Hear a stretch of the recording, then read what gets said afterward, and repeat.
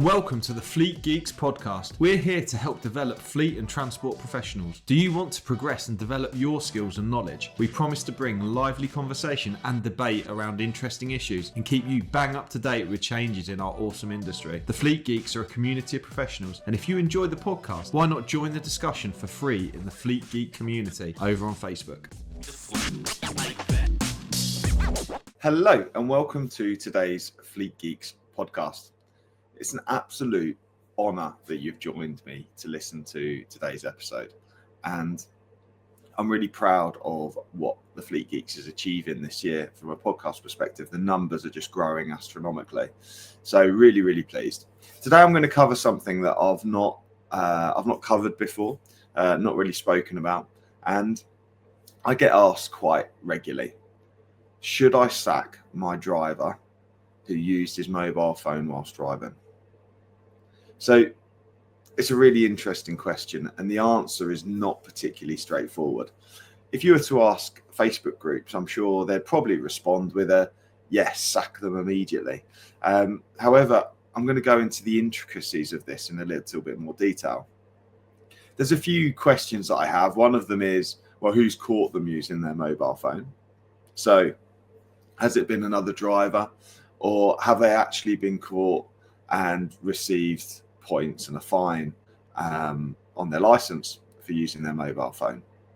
So let's just break this situation down, okay?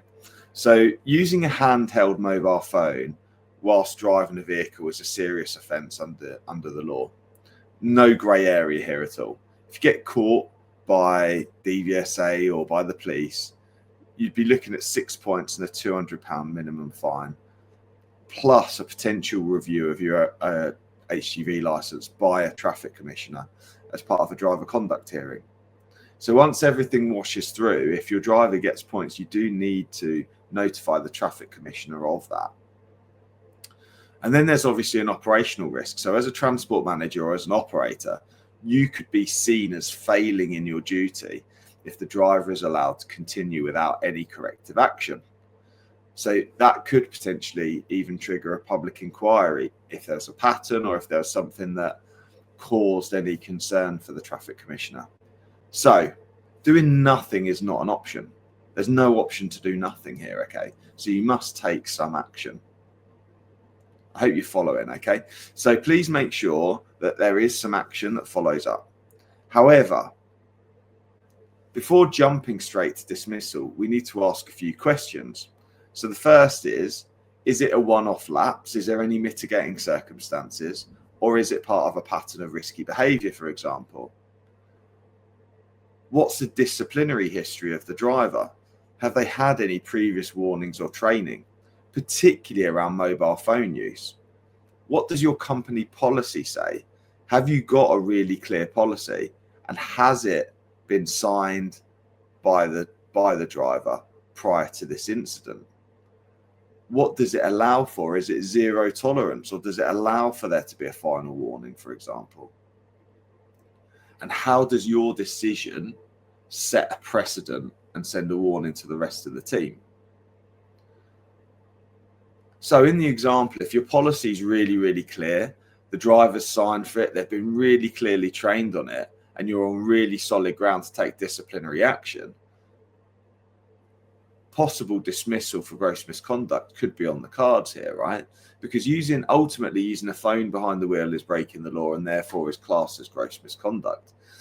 But what I'm saying is if there's any ambiguity in your policy, your training records, or even in the way that you've rolled out your policies and notified your driving team beforehand, then potentially you need to look at a more staged approach, like a final written warning, retraining, a potential signed commitment is potentially wiser. Hi, I'm Shani from Flagship Partners. We're proud to sponsor the Fleet Geeks podcast, your go-to source for all things fleet management. If you're looking for expert advice or high-quality training for your fleet business, make Flagship Partners your first choice. We're also thrilled to announce the launch of our Fleet Academy, designed to support and develop future fleet leaders through expert-led and career-focused training. Our offering includes fully accredited courses such as the Transport Manager CPC training, CPC refresher courses, OLAT training, training, plus ongoing mentoring, support and professional development beyond the qualification. Our vision is simple: to develop elite fleet professionals who drive excellence across the industry. Let's shape the future of our fleet management together. I think the point I want to really land here, and from a balanced recommendation perspective, is if it's a really, really clear, deliberate breach and there's full awareness by the driver, then ultimately going straight to dismissal might be the right solution. But if it's on the line, if it's on the line and you're not sure, you could potentially go for another option. But what's not, there's a couple of elements here that are non-negotiable. You need to make sure you follow a fair disciplinary process. Okay, so lots of you out there would be tempted to just go, driver's broken the law, straight to dismissal. But ultimately, you need to make sure that you follow correct employment law process. So what does that mean? You need to make sure that you thoroughly investigate the things leading up to and the actual event itself. Make sure you get the facts of what happened and didn't happen, any aggravating or mitigating circumstances. The person who carries out that investigation, you don't necessarily need to make the driver aware that you're going to do it, or that you're going to carry out an investigation beforehand. And it's part of their role to comply with that investigation and share all the information. Your next challenge is that person who's carried out the investigation is not able to hold the disciplinary hearing. The disciplinary hearing, the driver needs to be given 48 hours notice prior to that disciplinary hearing taking place. And you also need to ensure that they've got the right to be supported at that hearing, either by a colleague or if they're part of a union. They can't join a union at this point if they're not already part of one, but what they can have is have someone come and support them during the hearing process. And during the hearing, the person who carried out the investigation is not to take part in that. You need somebody to ask the questions, you need somebody to make the notes, and during that disciplinary process, you do need to make sure there's an adjournment as well, to make sure that you make the decision that is correct following having had all of the information. What you can't do is preempt that this is going to go straight to dismissal prior to a disciplinary hearing. So that's another part of the process that you need to effectively follow. It's complex, right? But we need to make sure we follow the process. So if you need support at any point, if you've had this situation where a driver has got caught using their mobile phone, you need to go through a disciplinary process, or you need any further support, my business Flagship Partners are here to support you. We offer expert HR service and support to the fleet and transport industry. We really know our business when it comes to this stuff. So please do reach out for support, because every incident and every situation is different, because every business is different, and the process that you follow as part of your induction and training is different. However, I'm not saying in this situation that there's any grey around the actual use of a mobile phone. The use of a mobile phone is illegal whilst driving and therefore shouldn't be done.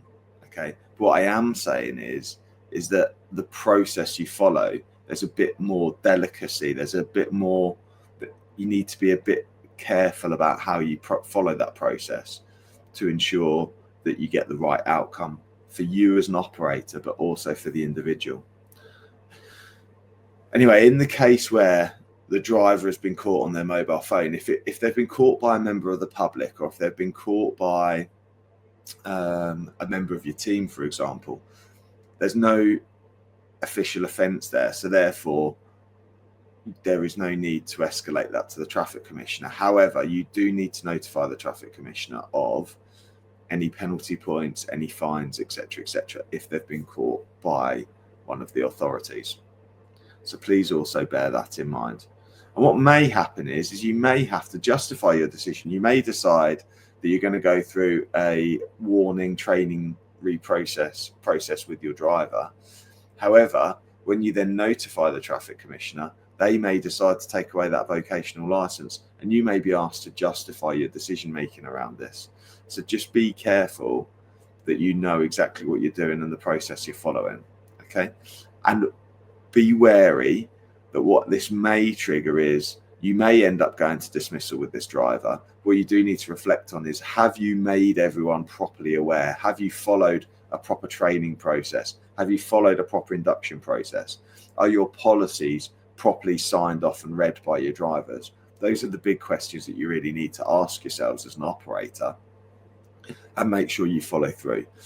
Every step of the way, Flagship Partners would be able to support you with this. We have Optifile, which is our system for making sure that policies are properly distributed and signed off amongst drivers, and also our HR consultancy services, where we can help support with the disciplinary process. So it doesn't need to be too complicated if you get the right support, but be careful, because you need to make sure that you follow the correct process. Even if the outcome is found to be correct at tribunal, if you've not followed the correct process, you can still be liable for potential fines for not following the right process. Okay, so I hope this has been useful, and I hope it's an interesting subject for you. Should I sack my driver who uses mobile phone whilst driving? The answer is, well, it kind of depends, really. So I hope that's been useful, and I'll speak to you on the future episode. Thank you. I hope you enjoyed today's episode. If you did, please share with your friends and colleagues too. Join us for free on Facebook with the Fleet Geeks community for transport and fleet managers. Fleet Geeks offers ongoing professional development, networking and mentoring too. So get in touch with me, Pete Rushmer, on any social media platform to find out more.